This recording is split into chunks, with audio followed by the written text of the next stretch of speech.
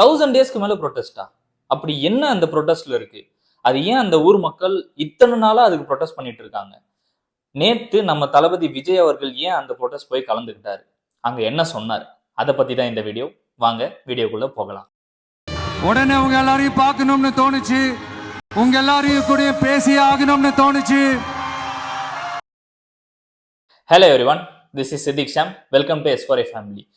நம்ம காஞ்சிபுரத்துக்கு அடுத்துள்ள பரந்தூர்ன்ற ஊர்ல வந்து ஏர்போர்ட் கட்ட போறதாவும், அங்க இருக்கிற மக்கள் வந்து அது எங்களுக்கு ஏர்போர்ட்லாம் வேணாம், எங்களுக்கு விவசாய நிலம் தான் வேணும்னு சொல்லிட்டு ப்ரொட்டஸ்ட் பண்றதாவும் கிட்டத்தட்ட 3 to 4 இயர்ஸா இந்த பிரச்சனை நடந்துட்டு தான் இருக்கு. நேத்து நம்ம தளபதி அவர்கள் அந்த ப்ரொட்டஸ்ட்ல நான் கலந்துக்கிறேன்னு சொல்லிட்டு போலீஸ் கிட்ட பர்மிஷன் கேட்டா கிடைக்கல. நீங்க அந்த ஏரியாக்கெல்லாம் போகக்கூடாது, நீங்க இத்தனை டைம் தான் பேசணும், இவ்வளவு மினிட் தான் பேசணும், இப்படிதான் பண்ணணும், அப்படிதான் பண்ணணும், பல ரெஸ்ட்ரிக்ட் பண்ணியிருக்காங்க நம்ம போலீஸ். நான் ஏன் ஊருக்குள்ள வரணும்னு தடையின்னு எனக்கு தெரியல. விஜய் அவர்கள் சாதாரண ஆள் கிடையாது, கோலிவுட்டோட டாப்ல இருக்காரு. அதாவது ஒரு 200 கோடி சம்பளத்தை விட்டுட்டு மக்களுக்கு நல்லது பண்ணணும்னு சொல்லிட்டு கிரவுண்டுக்கு வந்து ஹெல்ப் பண்ணணும்ட்டு வராரு. அவரை நீங்க வந்து இவ்வளவு மினிட்ஸ் தான் பேசணும், அந்த ஏரியாவுக்கு போகக்கூடாது, இப்போ வந்து ப்ரொட்டஸ்ட் பண்ற ஏரியாவுக்கு நீங்க போகவே கூடாது. அவர் நேற்று போனது பாத்தீங்கன்னா ப்ரொட்டஸ்ட் நடக்கிற ஒரு இடம், அங்கிருந்து ஒரு 10 கிலோமீட்டர்ஸ்க்கு தள்ளி இருக்கிற இடத்துக்கு தான் நீங்க போகணும், இவ்வளவு மினிட்ஸ் தான் பேசணும், இப்படி பண்ணணும் அப்படி பண்ணணும்னு சொல்லிட்டு பல ரெஸ்ட்ரிக்ட் பண்ணியிருக்காங்க. நான் ஏன் ஊருக்குள்ள வரணும்னு தடையின்னு எனக்கு தெரியல. கொஞ்ச நாளுக்கு முன்னாடி இந்த காலேஜ் பிரச்சனை வர சொல்ல அவங்க பார்ட்டி ஆளுங்க வந்து அந்த நோட்டீஸ் கொடுக்கறதெல்லாம் பிரச்சனையாக்குறாங்கன்னு சொல்லிட்டு அவரே அந்த மைக்ல வந்து சொல்லி பேசிட்டு இருந்தாரு. நேத்து அவர் என்ன விஷயத்தை பத்தி சொல்லியிருந்தாருன்னா, நீங்க ஒன்றும் கவலைப்படாதீங்க, உங்க ப்ரொட்டஸ்ட்க்கு நான் சப்போர்ட் பண்றேன், உங்க கூட நான் இருக்கேன், உங்க வீட்டு பிள்ளையா நான் இருக்கேன் அப்படின்னு சொல்லிட்டு அந்த ப்ரொட்டஸ்ட்க்கு அவர் சப்போர்ட் தான் பண்ணியிருக்காரு. இந்த பிரச்சனையில நான் உங்களோட உறுதியா நிற்பேன். இனிமேல் உங்க நாடகத்தை பார்த்துக்கிட்டு மக்கள் சும்மா இருக்க மாட்டாங்க. அங்க அவர் பேசிட்டே இருக்க சொல்ல ராகுல்ன்ற ஒரு பையன் வந்து இதை பத்தி பேசியிருக்கிற வீடியோ வந்து எனக்கு ரொம்ப ஃபீலா இருந்துச்சு. அதனாலதான் இப்போ உங்களை நேரா பார்த்து நான் பேசணும். போராட்டத்தை பத்தி ராகுல்னு ஒரு பையன், சின்ன பையன் பேசினது நான் கேட்டேன். அந்த குழந்தையோட பேச்சு மனசு ஏதோ செஞ்சிருச்சு.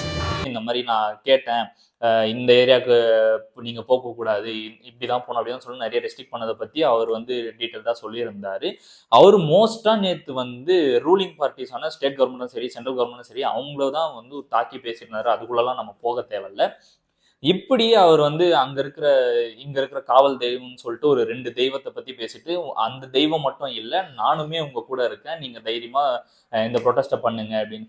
ஏன் இந்த ப்ரொட்டஸ்ட் பண்றாங்க அப்படின்னும் போது அந்த விஷயம் ஏன் அவங்க வேணான்றாங்கன்னா, இப்போ அந்த அந்த ஏர்போர்ட் வேணும்னா, இப்போ ஆல்ரெடி நம்ம சென்னையில ஒரு ஏர்போர்ட் இருக்கு, அதை விட பெரிய ஏர்போர்ட் கட்டணும். ஏன்னா அதர் ஊர் வேற ஊர்ல பாத்தீங்கன்னா, இப்போ மும்பை இருந்தாலும் சரி, டெல்லியா இருந்தாலும் சரி, ஹைதராபாத் இருந்தாலும் சரி, நம்ம ஊர்ல இருக்கிறத விட பெரிய பெரிய ஏர்போர்ட்ஸ் தான் இருக்கு.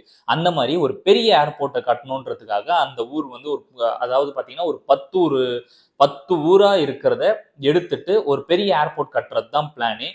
நேத்து விஜய் அவர்கள் சொன்னது என்னன்னா, நீங்க ஆப்போசிஷனா இருக்க சொல்ல எதிர்த்த இந்த பிளானை நீங்க ஏன் ரூலிங் பார்ட்டிக்கு வர சொல்ல இப்படி பண்றீங்க அப்படின்ற மாதிரி ரொம்ப டைரக்டாவே பேசியிருந்தாரு. எதிர்கட்சியா இருக்கும் போது விவசாயிகளுக்கு ஆதரவு, ஆளுங்கட்சியா இருக்கும் போது விவசாயிகளுக்கு எதிர்ப்பா, எனக்கு புரியலையே. இவ்வளவு விஷயங்கள் சொன்னதுக்கு அப்புறம் நம்ம தளபதி விஜய் அண்ணா அவர்கள் என்ன சொன்னாருன்னா, ஏர்போர்ட் வேண்டான்னு நாங்க சொல்லல, 10 ஊர் இதுவை அழிச்சிட்டு அந்த இடத்துக்கு ஏர்போர்ட் வேணாம் தான் நாங்க சொல்றோம். நீங்க இதே மாதிரி வேற ஒரு இடத்துக்கு நீங்க ஏர்போர்ட் கட்டுறது நாங்க வேணாம்னு சொல்லவே இல்லை.